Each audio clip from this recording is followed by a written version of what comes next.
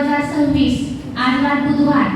आज आपल्या विद्यालयामध्ये इयत्ता 10वी ब आणि इयत्ता 12वी या दोन्ही वर्गातील आम्हा सर्व शिक्षकांचा अतिशय उचित प्रकारे जो सन्मान केला त्याबद्दल विद्यालयामार्फत सर्वांचे हार्दिक अभिनंदन आणि आभार।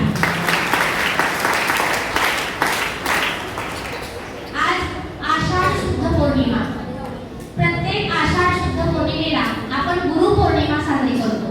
गुरुपौर्णिमेचं दुसरं नाव आहे व्यास पौर्णिमा।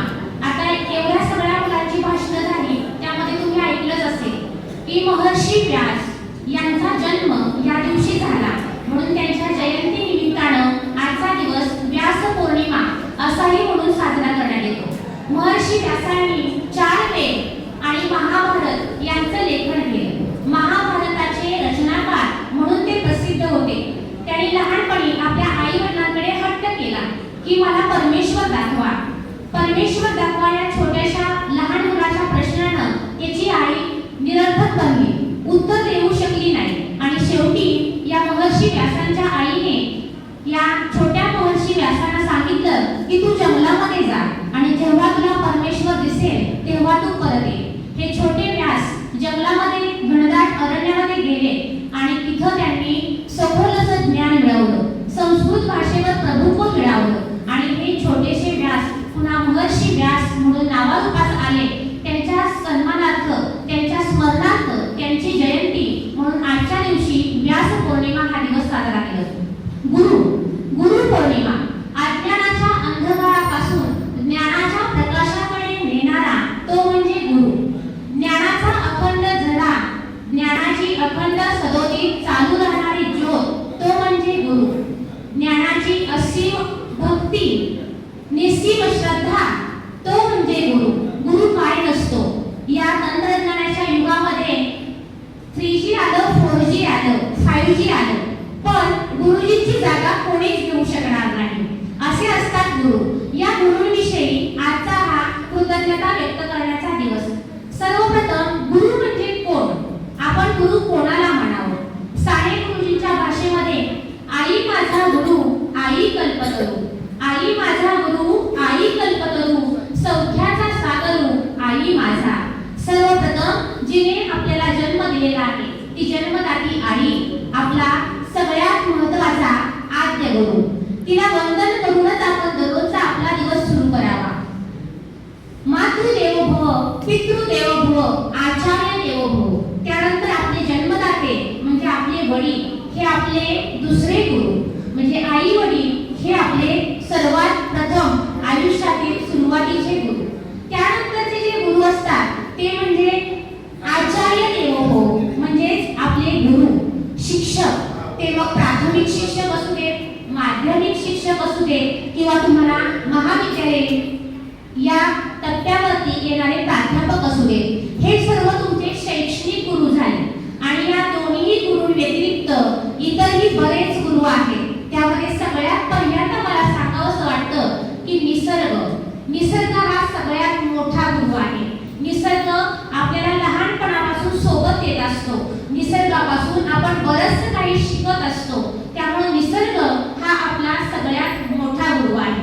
त्यानंतर आध्यात्मिक गुरु आपल्याला आपल्या मनाची शांती, आपलं मानसिक संतुलन व्यवस्थित राहायचं असेल तर आध्यात्मिक बाजूने सुद्धा आपला एक गुरु असणं गरजेचं आहे, तो आपला आध्यात्मिक गुरु। याच्या व्यतिरिक्त जो व्यक्ती आपल्या जीवनामध्ये येतो, आपल्या संघर्ष काळामध्ये आपल्याला मदत करतो, संकट काळामध्ये आपल्या सोबत राहतो, अशा वेळेस काय चांगलं आणि काय वाईट, काय योग्य आणि काय अयोग्य हे आपल्याला सांगतो तो प्रत्येक व्यक्ती, मग ती आपली मोठी बहीण असेल, मोठा भाऊ असेल, आपला मित्र असेल किंवा आपल्या सोबत शेजारी राहणारे असतील, नातेवाईक असतील, तो प्रत्येक आपल्या आयुष्यातील एक गुरुच असतो। गुरु हा अज्ञानाचा अंधकार दूर करतो, म्हणजे आपल्याला ज्ञानाकडे नेतो आणि त्यामुळे या सर्व गुरूंचं स्मरण आजच्या दिवशी करणं खूप गरजेचं आहे। आजचा दिवसच आपल्या आई वडिलांसाठी, आपल्या गुरूंसाठी, ते शैक्षणिक गुरु असतील, आध्यात्मिक गुरु असतील किंवा इतर कोणतेही आता सांगितलेले गुरु असतील, त्यांच्या स्मरणाने, त्यांच्या आशीर्वादाने आपण सुरुवात करावी। याची पार्श्वभूमी सांगायचं म्हटलं तर केवळ भारतातच गुरुपौर्णिमा साजरी करण्यात येते असं नाही, तर आपल्या भारता शेजारी असणारे नेपाळ आणि भूतान या दोन्ही देशामध्ये आजच्या दिवशी गुरुपौर्णिमा साजरी करण्यात येते। याचा जर इतिहास सांगायचा म्हटलं तर सुरुवातीला मी सांगितलं त्या पद्धतीने महर्षी व्यास यांची जयंती म्हणून, त्याचबरोबर आदियोगी शिव यांनी स्वतःच्या 7 शिष्यांना सप्तर्षींना याच दिवशी संबोधन करायला शिकवायला सुरुवात केली आणि ते जगातील पहिले गुरु बनले, आदियोगी शिव।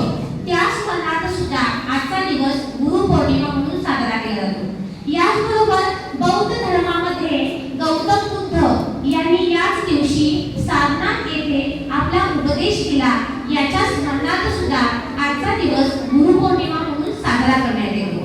याचबरोबर जैन धर्मामध्ये महान तीर्थंकर वर्धमान महावीर यांनी देखील याच दिवशी आपल्या शिष्यांना कशी असावी, तर मगाशी सांगितल्याप्रमाणे या दिवसाची सुरुवातच नव्हे, फक्त आजच्या दिवशीच नव्हे, तर प्रत्येक दिवशी आपल्या आई वडील, आपले शैक्षणिक गुरु यांचा आशीर्वाद आपण घ्यावा। आपल्या शैक्षणिक वाटचालीसाठी, आपल्या पुढील भवितव्यासाठी, उज्ज्वल भवितव्यासाठी आपण यांचे आशीर्वाद घ्यावे। त्याचबरोबर यांचे आपण आशीर्वाद घेताना त्यांच्याकडून योग्य ते काय आहे ते समजून उमजून घ्यावे। अशा पद्धतीने आपण जर वाटचाल केली तर आपला उज्ज्वल भारत, प्रगतिशील भारत नक्कीच यशस्वी होईल किंवा प्रगतीच्या वाटचालीने दिसू लागेल असं मला वाटतं। या ठिकाणी आम्ही खरंच अभिमानी आहोत। आम्हाला सारखं अभिमान आहे की शहरामध्ये अशी मुलं मिळत नाही। सकाळी गुरुकुलला आल्यापासूनच, गुरुकुल याची सुरुवात सुद्धा गुरुपासूनच आहे। पूर्वीच्या काळी गुरुच्या घरी जाऊन तिथं शिक्षण घेतलं जायचं, अशी गुरुकुल पद्धती होती आणि तुम्ही सुद्धा भाग्यवान आहात की रयत शिक्षण संस्थेमध्ये अशी गुरुकुल पद्धती फक्त अनिवासी पद्धती इथं आहे। गुरुच्या सानिध्यात तुम्हाला जास्त काळ घालवता येतोय। सकाळपासूनच आम्ही या ठिकाणी पाहिलं की जे ते विद्यार्थी येत होते आणि आम्हाला नमस्कार करत होते, ती जी आपल्या स्वतःच्या अभिमानाची, स्वाभिमानाची बाब आहे ती काही थोड्याच लोकांना मिळते। शहरातील शिक्षकांना याचं भाग्य, सद्भाग्य फार कमी प्रमाणात मिळतं। आम्ही खूप नशिबवान आहोत की आम्ही या ग्रामीण भागामध्ये, ग्रामीण भागातील शाळेमध्ये काम करतोय आणि सकाळपासून तुम्ही येताय, आम्हाला नमस्कार करताय, आम्हाला गिफ्ट्स देताय, म्हणजे तुमच्या मनामध्ये आम्हा शिक्षकांप्रती गुरुची भावना आहे। तुम्हाला असं वाटतंय की आम्ही त्या गुरुच्या स्थानी आहोत, आमच्याकडून भरपूर असं तुम्हाला काहीतरी दिलं जात आहे। अशीच भावना मनोमन कायम ठेवा आणि कायम गुरुला आदराचं उच्च स्थान आपल्या जीवनामध्ये देत राहा, असा संदेश मी या ठिकाणी देते। आणि शेवटी असं या ठिकाणी म्हणू इच्छिते की गुरु बिन न भेटे